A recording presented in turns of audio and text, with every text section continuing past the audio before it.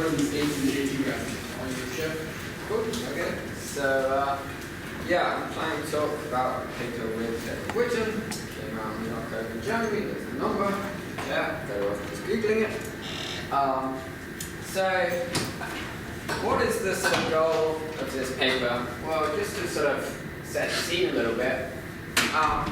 There's a couple of different approaches you can take for trying to do quantum gravity, and by do quantum gravity I don't mean like do string theory or something fancy, some attempt to make a UV complete thing, but just sort of to do effective field theory quantum gravity with some cutoff or whatever. So one of them is to use some gravitational particles. In particular, you can do Euclidean particles, Wick-rotated things. And Euclidean gravitational particles are sort of incredibly powerful. They know a huge amount of stuff. You can use them, for example, to derive the Baxter-Hawking entropy of a black hole. Another nice example in ADS-CFT is the Hawking-Page transition, or deconfinement transition, which is a transition between two different topologies. So gravitational particles are sum over all topologies, in which topology dominates, changing at the same temperature. And then more recent things, obviously, we can now use them to compute things like page curve, Hagen Fresco, all this physics that we believe to be correct for other reasons, and that we can get to gravity by using these Euclidean particles. So, canonical quantization in general, also in gravity, is also great. So the nice thing about canonical quantization versus just Euclidean path integrals is canonical quantization actually has states and operators, and a formalism and quantum mechanics, and you can talk about different measurements and stuff. And maybe you can do that like at the boundary in the Euclidean path integral, but you certainly can't really do it anywhere else. So nothing's fixed, everything's integrated over. So they're both great in their own ways. The unsatisfying thing is that sort of the relationship between these two formalisms is very unclear. So just to go to the first example here, this cool thing Euclidean path integrals do for us that lets us compute vectors in Hawking entropy. That computation, if you try to interpret it in a canonically quantized formalism, it's very unclear what's going on. So the usual way to relate a sort of path integral replicatoric entropy computation to some canonical quantization is you'd say that it's the Euclidean thing is doing the trace of e to the minus t to e, beta is the length of this Euclidean circle, and that's how they're related. In gravity, the size of the thermal circle is only beta at infinity. As you go closer to the black hole, it gets smaller. And in fact, as you reach the black hole horizon, it becomes contractible. So the topology isn't even right for it to be sort of a trace, for it to be counting states, at least in the usual sense. So we have this computation that we call an entropy, but it's not obvious how to relate it to something called a state. So people have even argued that actually this is just because canonical quantization of basic quantum gravity is just unrelated to things you get in particles. It just doesn't know about them. It doesn't have things like the vectors in Hawking entropy. So this was maybe most prominently argued recently by Daniel Harlow, a paper with Dan Geoffrey, where they consider a very simple theory of gravity, GAT gravity, where you can canonically quantize it without any issues. It makes complete sense. And they argue that this is a perfectly good theory, but it doesn't know about the vectors in Hawking entropy of black hole. Even though GAT gravity path integrals, Euclidean path integrals don't. Okay, so I keep forgetting to add an extra slide in here, but this talk accidentally got deleted and I have to rewrite it and I haven't put a slide in, saying what I'm actually going to be talking about. So the goal of this talk is to try and see whether this is true or not. We're first going to talk about the same thing Harlow and Jaffrey's talked about, of canonically quantized pure GAT gravity.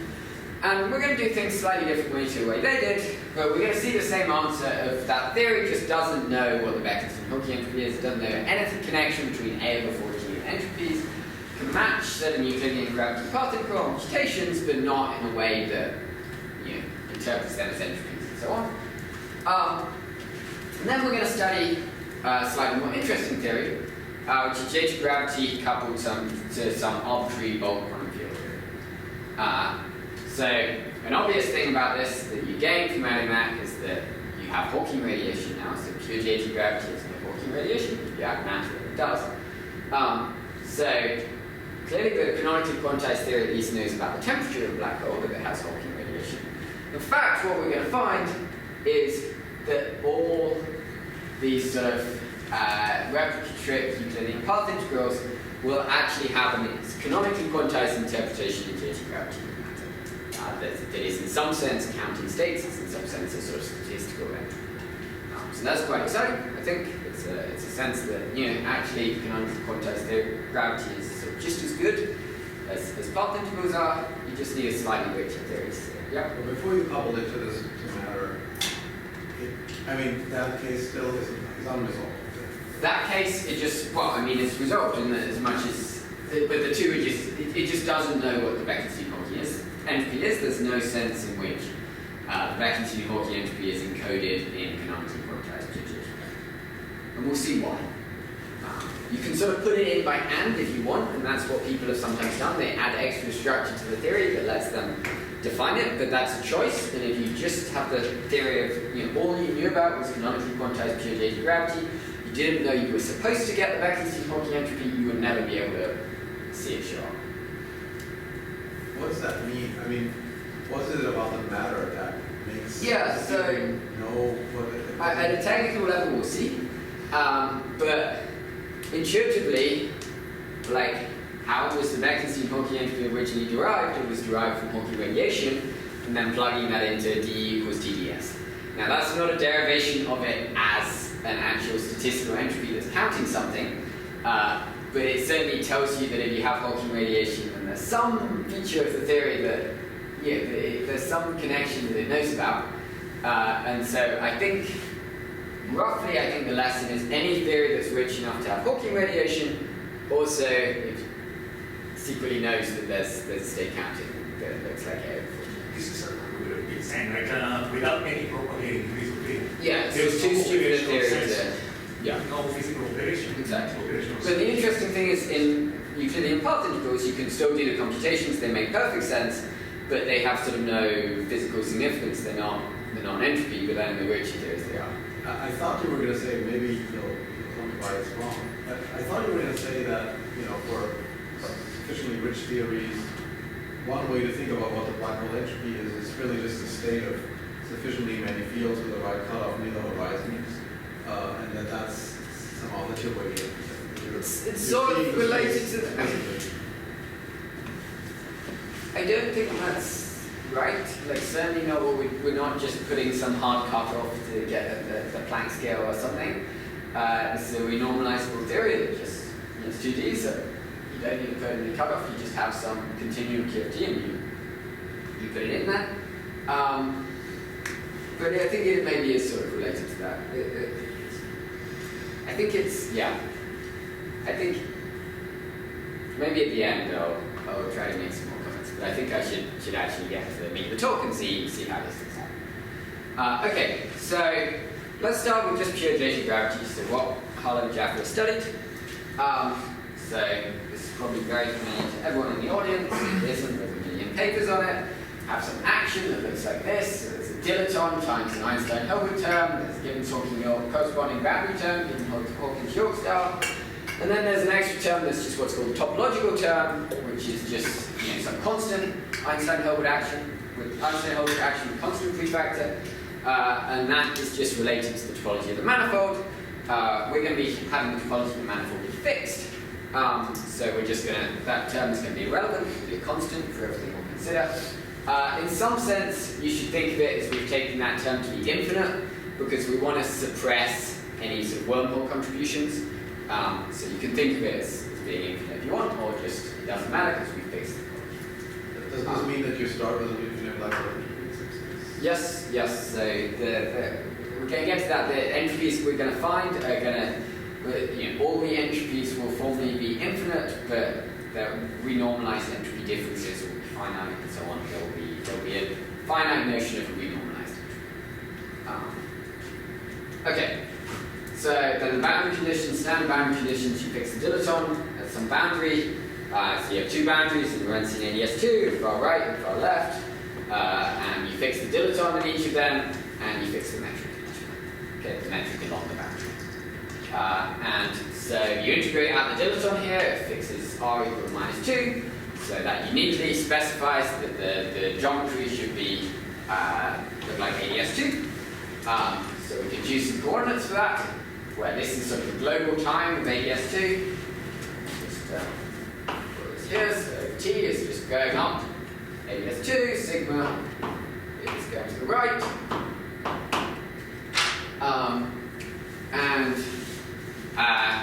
So in the bulk, there's no propagating degree of freedom, but we do have dynamics. The dynamics are basically the locations within ADS2 of these two boundaries, boundary on the left, boundary on the right.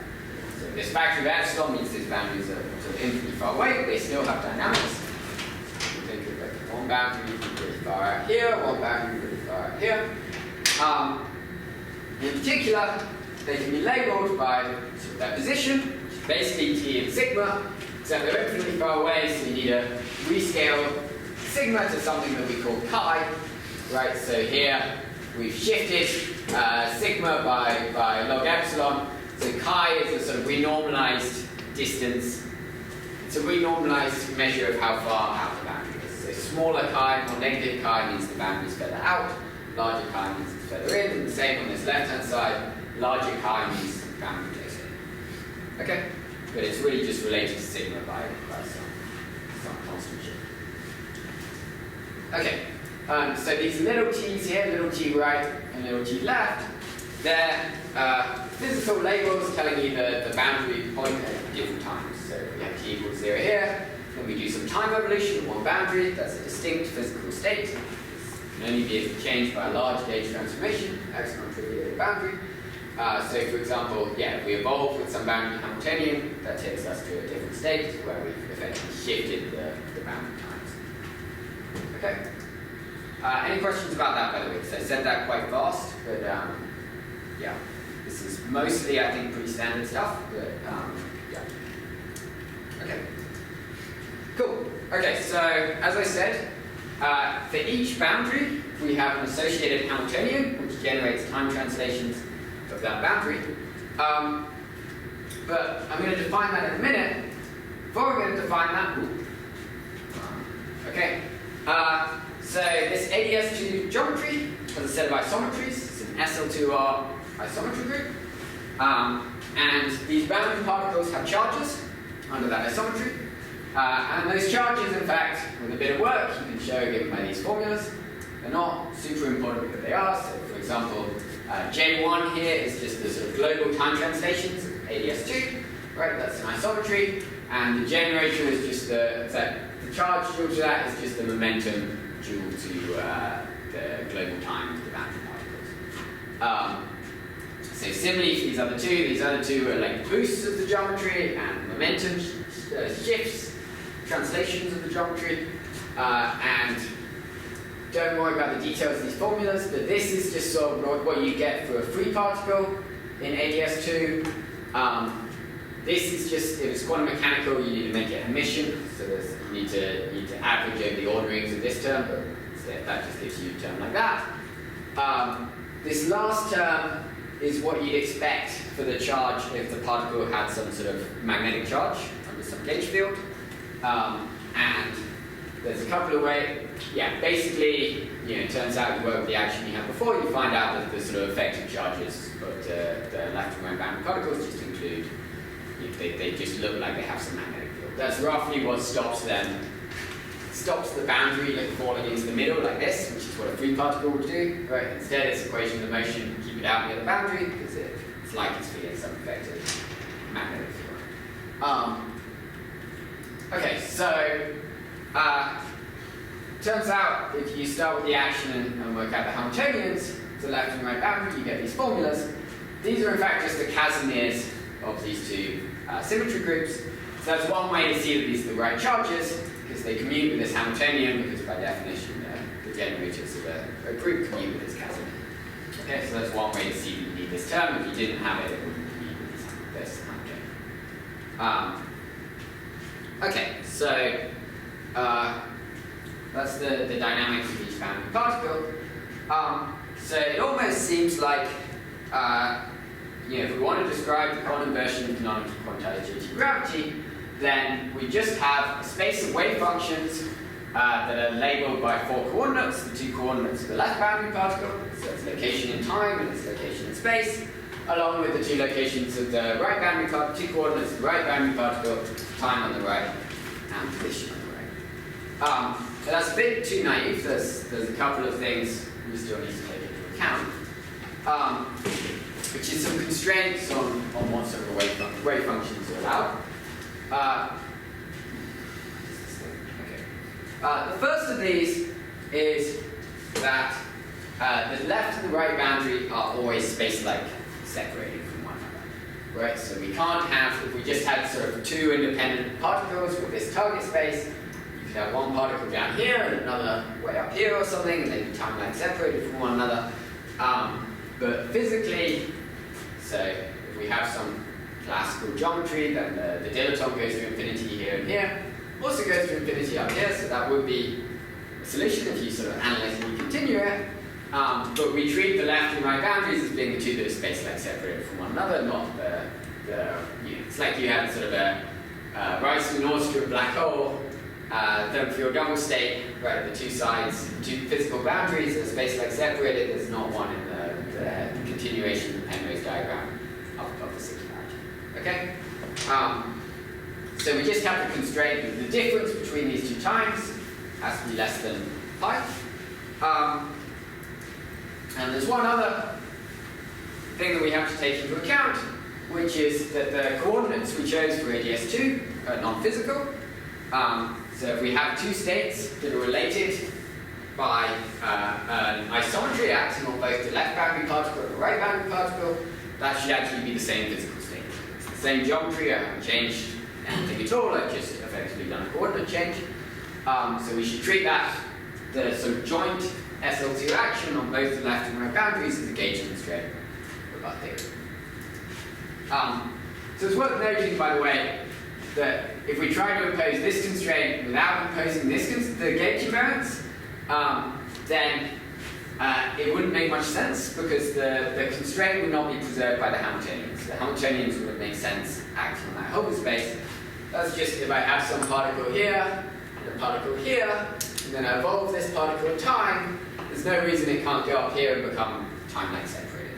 But it turns out once we take into account the gauge constraints, then the Hamiltonians will preserve the space of space-like separated boundary particles. So everything will give a coherent theory. The other thing that we need to worry about is actually this process of imposing these gauge constraints is going to be a little bit subtle. And that's because the group SL2R is non-compact. Okay? So normally when we think about gauge theories, we have something like SU2, compact group, and then when we impose the gauge constraints quantum mechanically, what we do is basically consider states psi such that any element of the gauge group G acting on psi is equal to psi. So we go to gauge invariant states. We consider those as the physical local space in theory. If you have a non-compact gauge group, in general, and certainly in this case, you have no normalizable gauge invariant states. So if you really try to do that, then you conclude that the sort of gauge invariant Hilbert space is trivial, and you have nothing left, which we sort of obviously don't want. So often what people do is they'll say, oh, we have non-normalizable states that are invariant, and then we imagine dividing this non-normalizable state by the infinite volume of SL2R, and that cancels out the infinite norm, and so we call it a well-normalized state. You can do that and get right answers. But there's actually a much nicer approach that will generalize very nicely to adding matter, so that's what we do, which is called the Hilbert space covariance. It's also called the group averaging method, or the refined algebraic quantization. There's various different names, all for the same thing. And that works as follows. So we're just going to do a super simple example. Yep. So before you do that, can you go back? Yep. Can you say what exactly would it mean to impose the first constraint and not the second? Yeah, so you could imagine just considering a Hilbert space of wave functions of those 4 variables, where you restrict to wave functions where that only have support where TL minus TR is less than Just 1. set them to 0 outside. Yeah, just say the wave functions have to be 0 outside, you project into ones that are 0 outside. So that's fine, that's a Hilbert space. The problem is that the Hamiltonians don't act on it in a nice way. So you try to do unitary time evolution, then it will take you from states that are 0 outside to states that aren't 0 outside. And the SL2R constraint helps you know how. So you do Yeah, the so- solution and it tells you to. This is a non-trivial fact. Okay, let's think about the classical case. So classically imposing gauge constraint, you have the charges have to add up to 0. So you say you have some particle here, then you need some trajectory that has the opposite charges. Turns out the only allowed trajectories are a sort of finite set. There's one that's like here, that's sort of entirely space-like separated. And then there's one way up here, and so on, discretely separated. Sort of one trajectory in the quotient of ADS2, but that gives a set in the decompactified version. So this trajectory is space-like separated from this at all times, so the Hamiltonian on that trajectory preserves the space-like separatedness.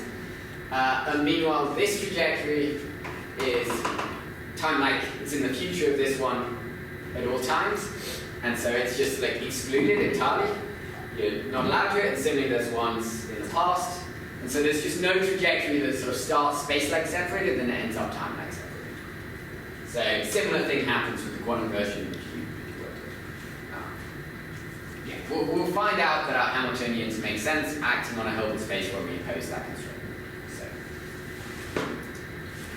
Jeff, a question. So Yep. usually when people quantize JT, Yep. they write it in like the horizon dilaton basis. Yeah, so it's equivalent to See, there's some complicated, but No, there's like so- some reason. So what they're doing there is they're first imposing the gauge constraints classically, looking at the classical gauge invariance phase space, and then they're quantizing it. We got quantize before imposing the gauge invariance, and then impose the gauge invariance quantum mechanically. I think people would generally say that's the better thing to do for various reasons. Certainly it works better with matter, where you have some quantum field theory that you don't want to treat semi-classically. So you want to impose the gauge constraints involved is inherently important here. Okay. So how does this process of this so-called covariant Hilbert space work? So let's say our unconstrained wave functions are just functions of two variables x and y, and our gauge symmetry is just translations of x. Okay? So morally, we would like to say that the physical wave functions are just functions of x and y that are independent of x. So they're just some wave function of y and constant x. They're the gauge invariant things. But of course, those wave functions aren't normalizable because you integrate the norm squared over x and you get infinity. Okay? So technically they're not in the Hilbert space L2 of R and psi of x, y. And if you try to, so technically there aren't any gauge invariant states in that Hilbert space. So what do we do instead? Well, instead, we say that any wave function psi of x, y is actually physical. It doesn't need to be gauge invariant. And instead we impose an equivalence relation where we say that one wave function is equivalent to another wave function if they're related by gauge transformation. So psi of x, y and psi of x plus a, y are just treated as equivalent, as equivalence relation on them before we define the Hilbert space. And then we also define an inner product, they'll call the physical inner product, that is defined as the inner product between two wave functions phi and psi. It's the integral over the gauge group, so different translations in this case, of the sort of naive inner product without the gauge constraint of phi with g of psi. Okay? So this, can be totally finite for psi and phi, because even though we're doing an infinite integral here, once this gets translated by a very large amount, its overlap with phi will generally be very small. It's also manifestly invariant under the equivalence relation above, because if we act with the gauge group on psi, then we can just absorb that into a change of our integration. Relabel it of G because we're integrating over the gauge group and I'll measure in this case. Okay, so this makes sense as a Hilbert space, and indeed in this case, it ends up with the physical Hilbert space being isomorphic to wave functions of a single variable y, so it gives us the naive answer we think should be found. And the final thing that's worth noting is that operators on this covariant Hilbert space are actually just in one-to-one correspondence with gauge invariant operators in the naive Hilbert space. They don't have the same issues with things not being normalizable, but states do. So if you're working with operators, then it's totally fine. Just work with gauge invariant. Okay, so now let's put this sort of procedure into practice for gauge gravity. So we're starting with a Hilbert space of wave functions of TL, KL, TR, and KR with the constraint that the difference between the two times is less than pi. And then we want to impose an equivalence relation where two wave functions are equivalent if they're related about an SL2R transformation. It's a general fact that we can always find, given any set of four points satisfying this condition, we can always find an SL2R transformation that will map those points to a pair of points TL equals TR equals 0 with KL and KR equal to one another. Okay, so you just, for example, you have 2 points up here, you translate down to get this one here, you boost to get this one here, and then you do a translation as necessary to get the 2 pi's equal. Okay. Okay, so that means we can then use this equivalence on the gauge transformations to map any state satisfying this condition, any wave function satisfying this condition, to another wave function that is of the form a delta function at TL equals 0, delta function at TR equals 0, delta function setting the 2 chi's equal, and just drop the R on this chi because it's now both of them, times some wave function of chi, whatever it might be. Okay? So you might say that wave function is not normalizable, and indeed, with respect to the naive inner product, then it would be, but with respect to this physical inner product where you integrate over the gauge group, then it's completely normalizable, because you have two delta functions aren't in the same place as one another, they're related by gauge transformation. And in fact,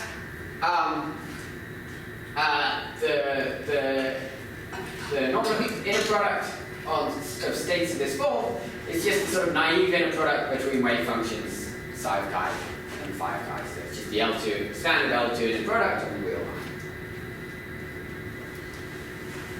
So we conclude from all of this that the constrained Hilbert space, the real physical Hilbert space of canonical quantization gravity, is just L2 of R, with the sort of the position variable being this thing chi, which is a measure of how close together the boundaries are. So up to a factor of 2 and stuff, it's just the renormalized geodesic distance between the two boundaries. Okay, so now how do the Hamiltonians act in this physical state? That's the sort of final thing we need to basically conclude how the theory of canonical quantized geodesic gravity works. So previously we wrote down formulas for the Hamiltonians, but those formulas didn't preserve the form of our physical wave functions, right? So we'd like to sort of rewrite them in a form that explicitly does, and the way we're going to do that is we're going to use the fact that the SL2R charges, the sum of the left charge and the right charge, takes a state to a physically equivalent state. In other words, it annihilates wave functions from the point of view of the physical Hilbert space. With respect to the physical inner product, JA acting on any state is a null state. Okay?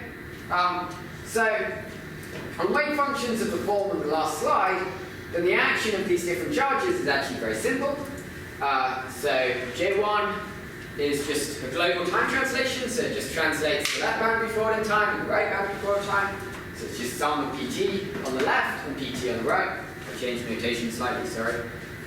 It's copying stuff out of the paper and we changed notation in the paper. The second charge is a boost, so with particles at t equals 0, a boost translates this one upwards in time and this one backwards in time, so it acts as plus PT on the right, minus PT prime on the left. And finally, a translation increases chi on the left and decrease this chi at the right, so it acts as pp chi minus p chi prime. Okay? So what we can do is we can take these identities, the fact that these states are null states and so they're effectively zero for any size of form we're considering, and just sort of add them to our Hamiltonians to rewrite the Hamiltonians in a form that preserves the null states. So if we have, say, so J1 plus J2 acting on psi gives PT of psi being equal to 0. So if we have a PT in our Hamiltonian, then we can just remove that term and we haven't affected the physical action of the Hamiltonian. So we do a bit of that, we rewrite the boundary Hamiltonians, and after a bit of work, we get that both the left and right Hamiltonians are actually equal to one another. So the left and right boundary entities are always the same on physical states, and they're given by just a standard kinetic term for this variable chi, plus an exponential potential. Okay? So this Hamiltonian was originally, it was meant to be derived by Harlow and Geoffrey, but they actually made a mistake, and I believe Henry Lin is the one who correctly identified that this is the right Hamiltonian. But we got exactly the same answer they did, just by a somewhat more rigorous approach that will prove nicely to generalize. And the basic fact about this Hamiltonian is it's positive, it's clearly self-adjoint, it's also in fact positive semi-definite, and it has a purely continuous positive spectrum with continuous spectrum all the way from 0 to 1. Okay? What was the tilde? Sorry? What was the tilde? Oh, that's just because you have the momentum conjugate to the left boundary particle and to chi for the left boundary particle and for the right boundary particle. This is just the momentum conjugate to this single variable chi you're left over, which you can think of as it's really the sum of the left boundary chi plus the right boundary chi, because you have to change both of them. So that's, ignore it, it's not important. But, yeah. Okay, great. So we now know how to do time evolution of this thing, and indeed this preserves L2 of R, it's a perfectly good Hamiltonian. So we find that indeed posing these constraints gives consistent theory. Okay, so we're interested in entropies and entanglement entropies and so on. And so before we impose the constraints, then our Hilbert space was just a tensor product of some Hilbert space for the left boundary particle with some Hilbert space for the right boundary particle. But after imposing the constraints, this isn't true anymore, right? The constraints relate to the two, they act simultaneously on both boundaries. What we can still do is define algebras of all gauge-invariant operators that just act on either the left or right boundary particle. Okay, so this can be thought of as the degrees of freedom that are localized, gauge-invariant degrees of freedom localized at one of the two boundaries. So it turns out that the only such operators, this is sort of easy to see, it's just a fact about SL2R representation theory, are just the Hamiltonians, HL and HR, and general any bounded function of them. Okay? So the algebras that are just sums of the products of functions in this form are just commutative algebras where multiplication is just function multiplication, addition is just addition of functions. There's a very boring classical algebras. Since the two Hamiltonians are actually equal on physical states, then in fact these two algebras are the same as one another. The information you can learn localized to the left boundary is exactly the same as the information localized to the right boundary. It's basically just the energy distribution of the particle. In fact, since this Hamiltonian has non-degenerate spectrum, there's no sort of non-trivial operators that commute with both Hamiltonians, then AL and AR are actually what's called each other's commutants. So AL consists of all operators that commute with everything in AR and vice versa. So this is roughly the algebra version of having two complementary tensor product factors. So it's like any information that commutes with AL that isn't affected by stuff at the right boundary is accessible at the left boundary and vice versa. But because the algebra is commutative rather than tensor product factor, then in fact it's the same information present at both, even though it's the stuff that commutes with both. So this is kind of confusing if you're used to ADS-CFT and kind of seems problematic. So the intuition from ADS-CFT is And if you have multiple degrees of freedom at different points on a boundary are independent of one another. Instead, we're finding that the same degrees of freedom are present at both boundaries. So this is known as the factorization problem. Factorization with an S to distinguish it from the partition function factorization problem, which is with a Z. Z for partition function. S here is the entropy. This is actually Henry Maxfield suggested this to me in a private conversation, and I decided it should go into the public domain, so I put a note in every paper I write explaining why each of them is spelled the way they are. So unrelated to the fact that you're both British. It's possibly not coincidental, yeah. There's an unfortunate feature that I think the one with the Z is a more significant problem, or at least it's a more popular problem, so that means that there'll be more factorizations spelled incorrectly than correctly. Yeah. It's probably better ratios than the ratio of the number of people in the field who are British versus Americans. So it's still improving the situation to get people to buy into this. Okay, so the idea is that the degrees of freedom should factorize, so you have different degrees of freedom on one bound and the other, and that's not what we're seeing. Okay, so nonetheless, if we have algebras. I didn't understand the main point actually. Could you go back to that? I mean, you were sort of pointing out that these algebras are very primitive, they're just multiplication. Yeah. But that all that you can, within this theory, this is all that you can measure locally at the boundary. All you can do is measure the energy or a function of the energy. There's nothing else you can learn. And all you can learn this side is the energy, and those energies are always equal, because just in pure GT gravity, there's no way to have different energies at one side of the wormhole from the other side of the wormhole. I'm confused about a trivial point, because I understand what you're saying, the energies are equal. Yeah. But I don't understand why they're each other's commutants in that case. Why you just have to identify them and say there's only one? It's just a fact that these algebras are their own commutant. If you have, if you have a commutative algebra, it will always be contained in its own commutant because it commutes with itself. It's the non-trivial statement to say that it's equal to its own commutant. But you are saying that they're not two copies of the same algebra. They are the same algebra, yes. One algebra. Yes. But that algebra is its own commutant. So that's just it's a language thing, but it's a property that we will preserve later, so I'm stating it now. Okay. Okay, so is this just basically the statement that in ABS2 you can't have any excitations or else? Exactly. It's just coming from that. It's coming from the fact that and that gives this relationship between the energy on one side and the other. It's very different from ADS CFT, where a CFT state you can have energy and any energy on one side and any energy on the other. Totally factorized. Okay. So if we have a notion of an algebra, then there's a notion of a sort of reduced state on that algebra. There's sort of all the information about the states that you can get if you only have access to that algebra. So if you're sitting in the right boundary, what does the state look like to you? And in this case, all you can measure is the energy. So the state is just given by the probability distribution over energies. So the real state might be some superposition over energies with some different phases. But from your point of view, sitting in the right boundary, all you know is the probability distribution. Okay? So if you have a probability distribution, then those are associated with entropies. So you could try to define an entropy of the right boundary. And there's sort of a naive formula you could use, which is given here. It's integral of minus p log p.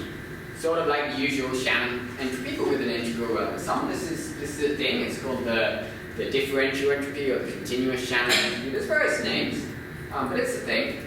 But there's two problems with it. The first is it's sort of like the answer to both vectors in the entropy of the black hole, where if we have a black hole, we're looking at the entropy of what you can see from outside the black hole, and the answer doesn't have anything to do with A4G, so that's a bit sad. There's a second related problem, which is that we could have replaced h in this integral by some h prime. It's just some monotonic function, nonlinear function of h, right? And if we did that, we can relate this probability distribution to a probability distribution of H prime. There's rules for doing that. And we could have written the entropy as integral dH prime, pH prime, log pH prime. But if you do that, you'll just get a different entropy. They're related to each other in a pretty non-trivial way that depends on the derivative of f and so on. Not in any simple, nice fashion. Because energy has nothing to do with, I mean, it's just where I put the boundary, right? It's the energy of it, it's the ADM mass of the boundary. So the generator of time translations of the boundary is the ADM mass of the boundary. So you can write it in terms of an extrinsic curvature, which is the gradient of the dilaton in this case. I thought this is essentially a fixed geometry. No, you have the metric is fixed, but the dilaton is not. So you can increase the energy is determined by the dilaton. We integrated out the dilaton, but if you want to think about it classically, then you can think about the dilaton. And somehow the fact that you got this very simple algebra means I can take coherence of propositions of energy out of space. So you can as global states, but somebody on the right boundary won't be able to tell if it's a coherent superposition or like what the phases are. And one way they won't be able to tell is someone at the left boundary could apply a phase that's different for the different superpositions of energy, and then it would change it, right? But that commutes with anything you can learn here, so you can't tell. Those phases are physical from the point of view of someone at the right boundary. Okay. So this will change in a non-trivial way when we do that. To some degree, these problems can slightly fix each other. So it turns out if you pick the right H prime, if you basically pick the right H prime to be the Euclidean density of states that you get from a Euclidean path integral, then you get an answer for the entropy that matches the Euclidean entropy. Okay? But from the point of view of the canonically quantized theory, there was absolutely no reason to pick that particular H prime. It's just as good as any other. And the only reason you would do it is if you know you want to match Euclidean computation and get the Beckett's Poynting entropy and so on. When you say match, what happened to that infinite term that you dropped? The Euclidean density of states is really infinite because there's e to the S0 and S0 is infinite, but if we just take that out as a factor, then that will just shift the entropy by a constant, an infinite constant, and it will give us something finite. So we can just drop the e to the S0 term. If I say rho Euclidean, the function of e with some shine of square root e, whatever, times e to the S0, right? So if you plugged in this formula, then you would get something here that includes S0 from the log, and that would be infinite. But if you just drop this term, then the probabilities will get rescaled by e to the S0, and the only effect will be that in this log will give you a shift of minus S0, so that infinity will get subtracted. But the functional form, because it's not the functional form is that you can get the correct. Exactly. Form. You get the correct. Yeah. You'll get correct differences between entropys and stuff. The infinite part is just a totally state-independent universal divergence. Okay. So matching Euclidean entropys works when you take the TFE state for your state? Yeah, I haven't gone into, exactly. Yeah, I'll talk more about that when we get to matter. I'm avoiding doing so here, because my point is just that if you're doing that, you're cheating, and you're putting in the answer you want by hand. The physics did not tell you that was the right answer. Okay, so why is it that there was this ambiguity? Why is it that we have this freedom to define entities however we like? Well, what's really going on is that this probability distribution over energy should really be thought of as a linear functional on the algebra. Say functional rather than function.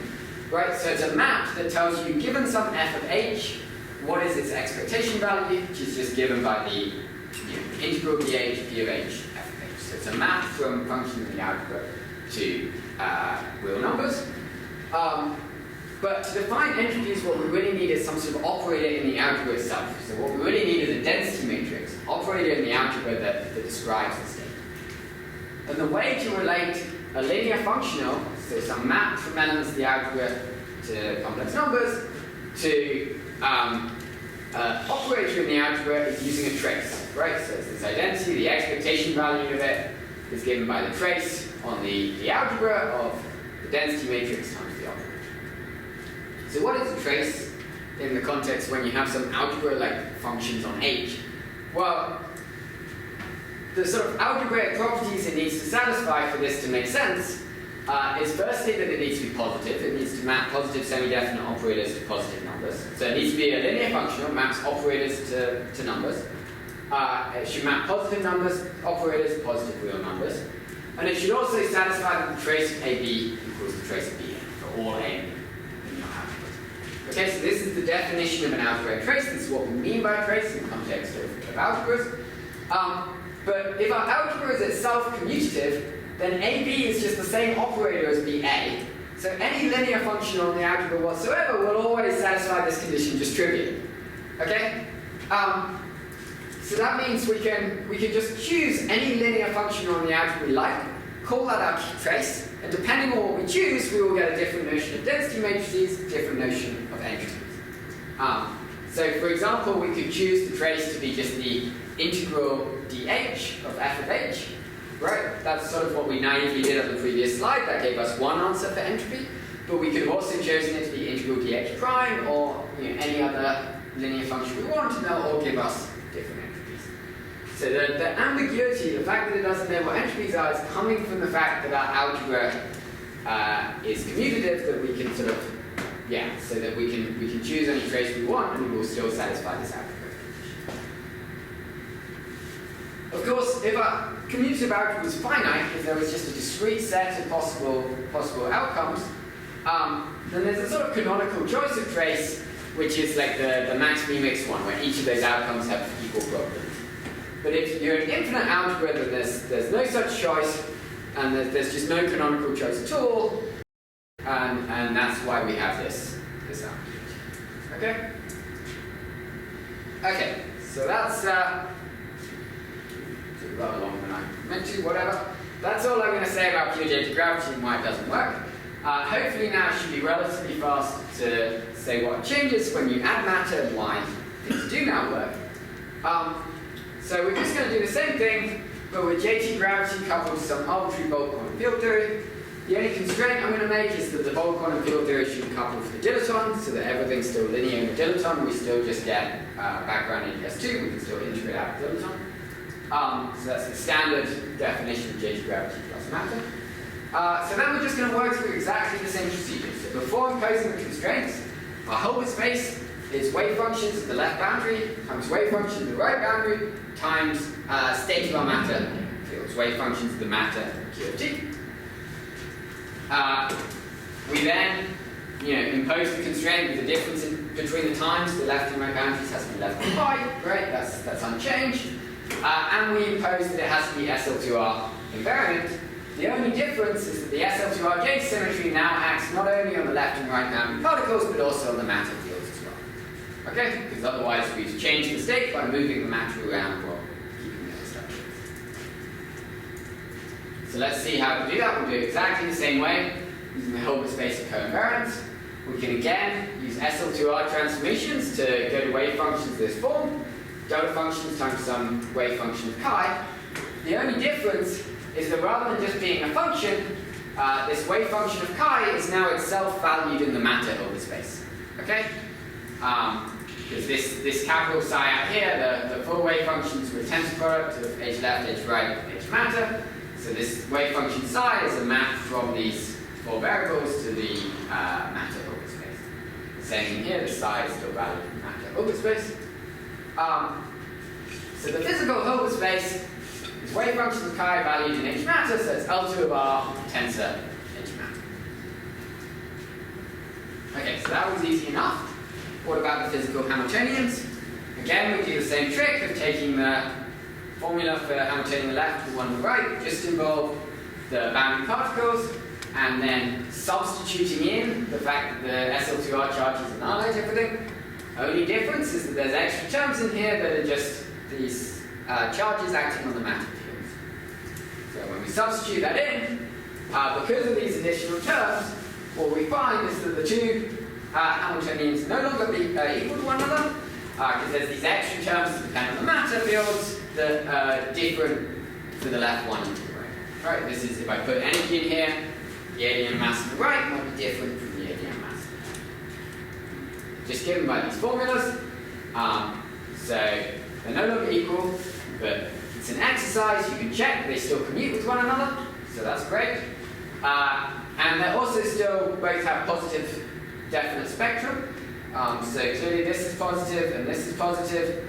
There's just this extra term here that is, so it turns out that minus J1 plus J2, with the conventions I'm using, is basically the Hamiltonian associated to null translations. It's the limit of a time-like translation, the limit that becomes null, and so that should be positive given reasonable conditions on matter theory. This is basically the matter theory satisfying the, I want to say the average null energy condition, but it's like a 2D, so it just has positive null Hamiltonian.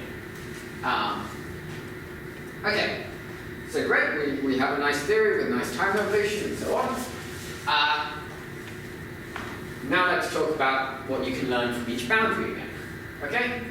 So because we have matter fields, then even before we impose the constraints, the Hilbert space doesn't factorize into H left and H right. There's stuff sitting in the middle as well. There's always matter sitting in the middle.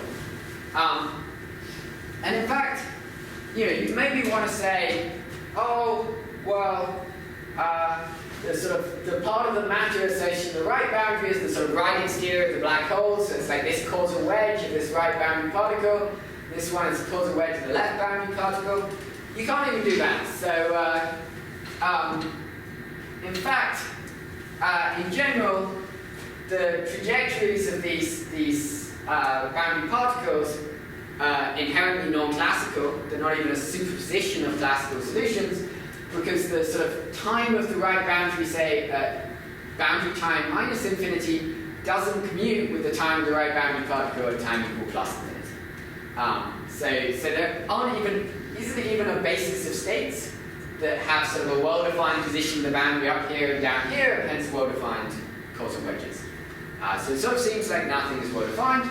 Also, you can have states where you have sort of a load of matter sitting in the middle, and there's a huge gap between the causal wedges, where there's some long wormhole in here with a load of matter sitting in it. There's all sorts of stuff that can happen. But we can still define boundary algebras of gauge-invariant observables at the boundary. So these are now generated by two things. The first is just the boundary Hamiltonian, as before. That's obviously present in the right boundary. But the other thing is that we can make local measurements of our bulk QFT at the location of the right boundary. Right? So we can measure local matter operators. So here's writing out explicitly. So local matter operator insertion at boundary time little t is given by a sort of bulk insertion at the location of the boundary particle, and then you need some rescaling factor to make it finite, but that's just some constant prefactor. It depends on the matter field. And the only sort of stupid technical comment here is that in QFT, local operators are not actually operators because they're not densely defined in the Hilbert space. What you really need to do is smear them a little bit in time.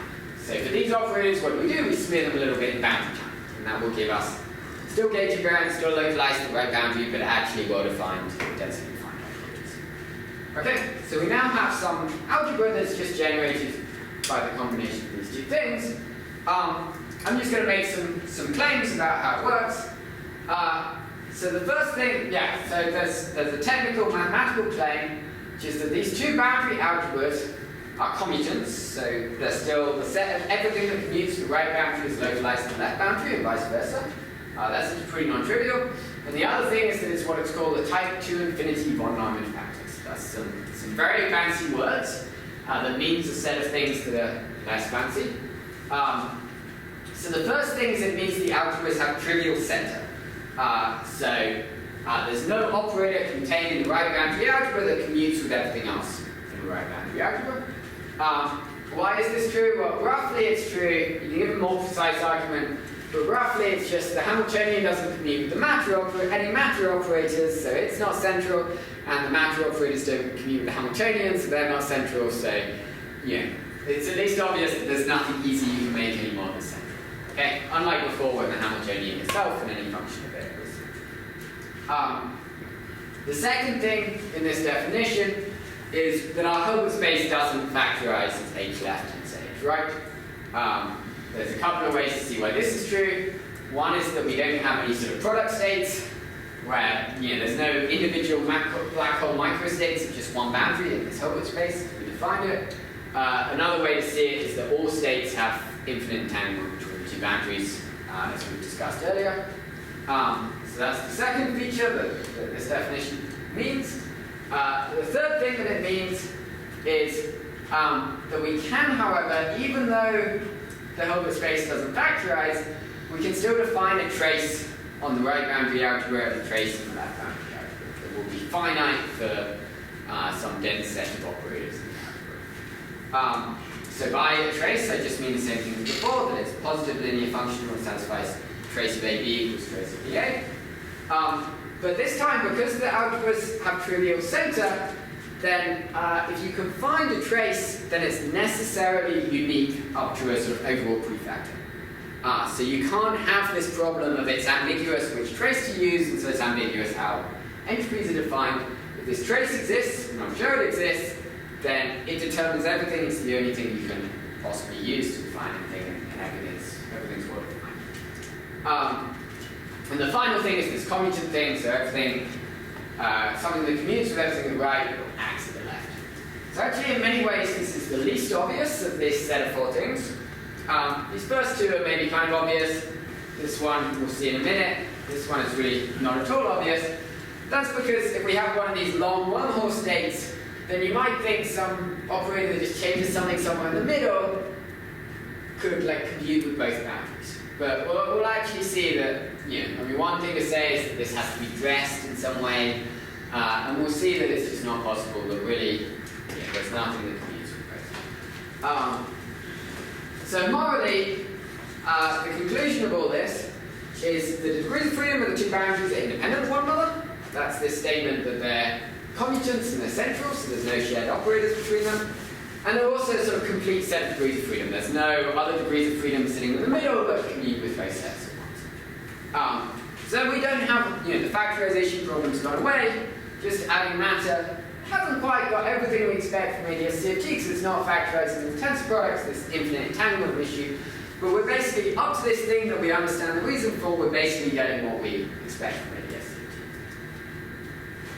Okay, so I'm just going to try and very quickly work through stuff here.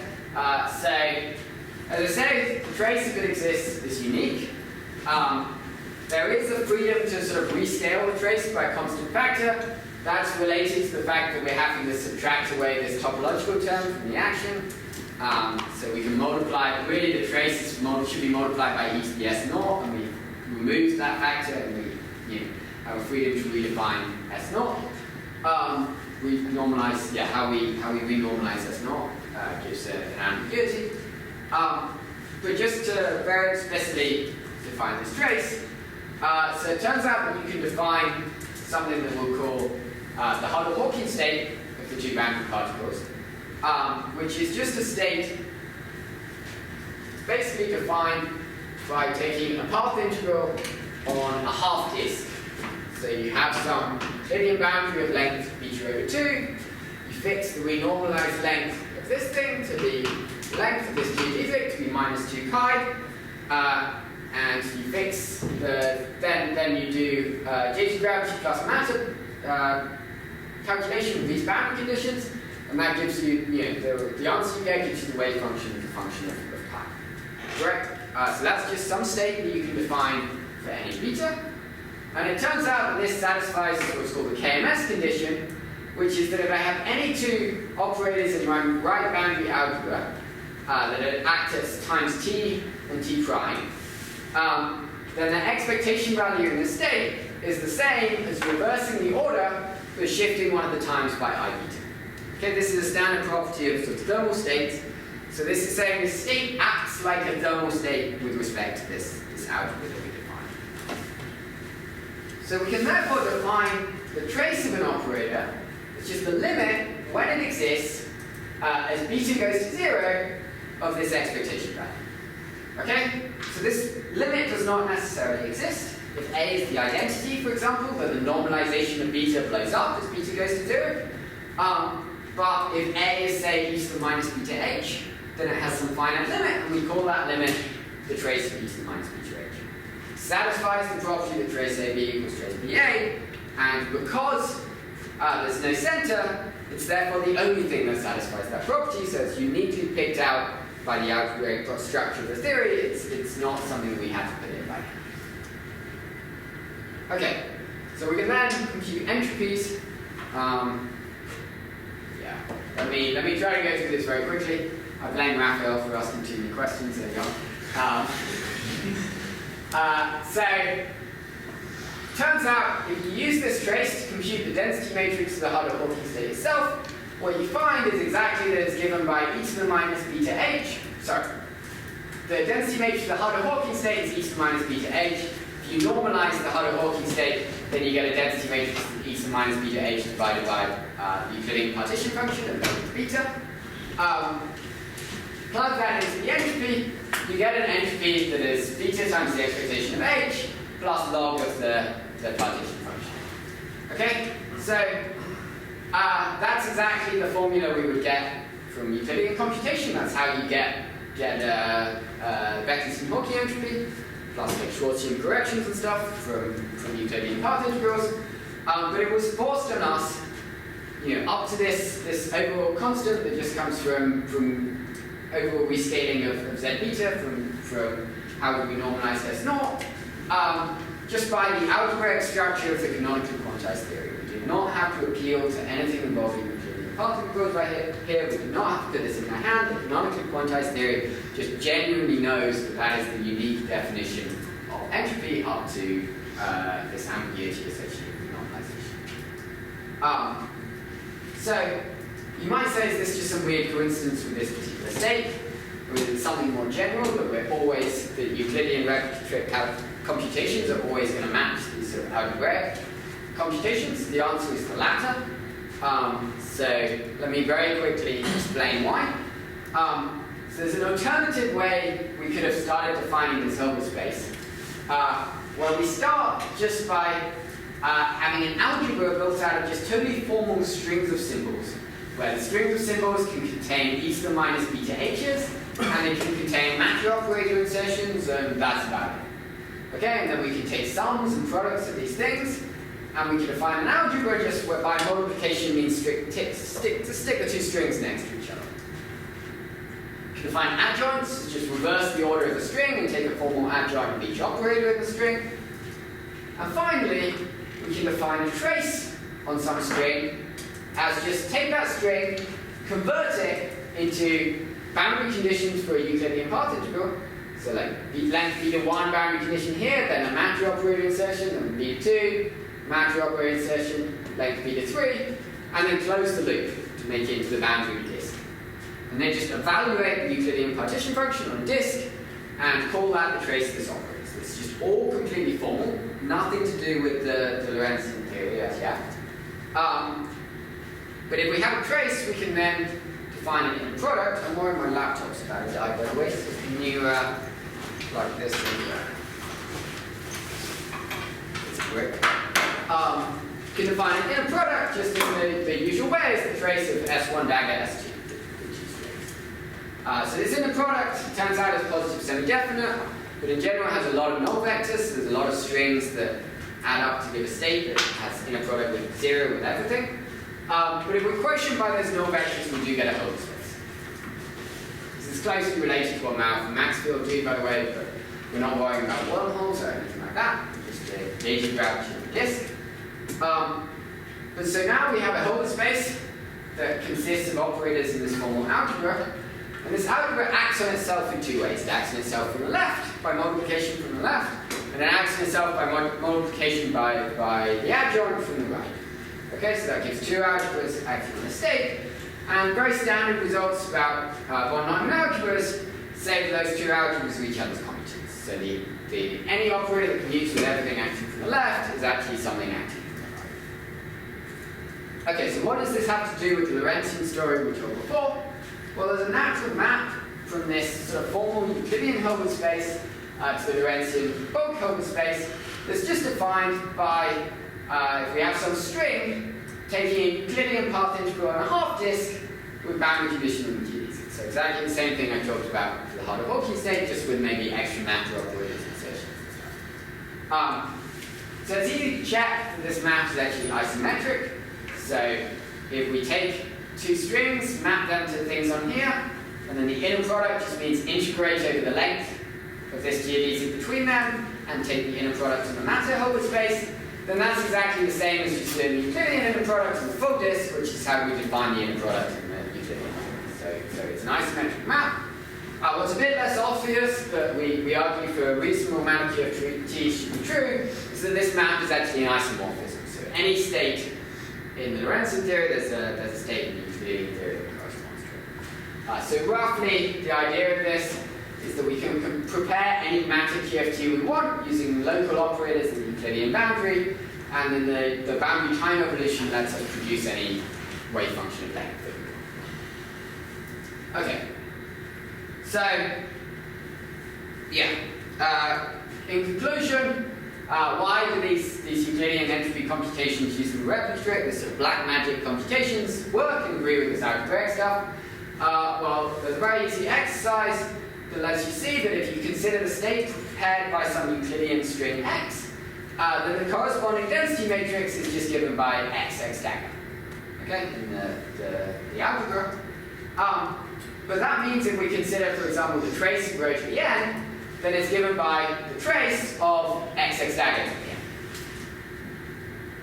But the trace of x dagger to the n just means glue together n copies of x and n copies of time reversed x into one big Euclidean disk, and that's exactly the rules, usual rules for Euclidean replica trick computations that we got from ADS-CFT and the equality ZADS equals ZADS-CFT. So here we don't have a CFT, we just have the gravity theory, yet we're deriving the same rules just from a purely bulk algebraic perspective. Okay, so that's essentially all I'm going to say. I think I'm going to skip the next slide, which is just you can do this for superjadic gravity in matter, and you find, so there's this interesting phenomenon found by people last summer, that you can have in superjadic gravity plus matter states with like very non-BPS matter sitting in the wormhole that still have exactly zero energy at both ends of the wormhole, zero ADM mass at each end. And we can like explicitly find all of these states, and we find there's exactly one for each supermultiplet of the bulk supersymmetric QFT. So I'm not gonna go through that in detail because I think I've gone on a bit long. But let me just end with some conclusions. So what did we see? You fell asleep, zoned out, whatever. So canonically quantized pure J gravity doesn't know what the Berkeley entropy is. Has this factorization problem where there's shared information of the two boundaries, which is against our intuition from ADS-CFT. Also doesn't have Hawking radiation. Adding matter fixes all three of those problems. So we end up with a theory that has independent degrees of freedom of the two boundaries, that knows about the Berkeley Hawking entropy, and of course we already knew that it had Hawking radiation. So if you're familiar with previous work on type 2 infinity von Neumann algebras showing up in gravity by Wheaton and me and Ben and people, the way we did that in previous work was to basically take a strict semi-classical limit and just quantize certain fluctuations in that strict semi-classical limit. Here we're not doing that at all. We're really doing a full non-determinative theory of quantum gravity. The only thing we're sort of not including is wormhole corrections. So that's roughly saying that, yeah, S naught is infinity, but the entropy above extremality is finite. So it's like near extremal black holes with very large charge, so the extremal entropy is infinite. Extends to superjadic gravity. We have some discussion in the paper about how to include one-pole corrections, at least at a perturbative level. It's not quite clear how well that works, but there's some interesting things to say. Yeah, that's all I have to say. Thanks a lot.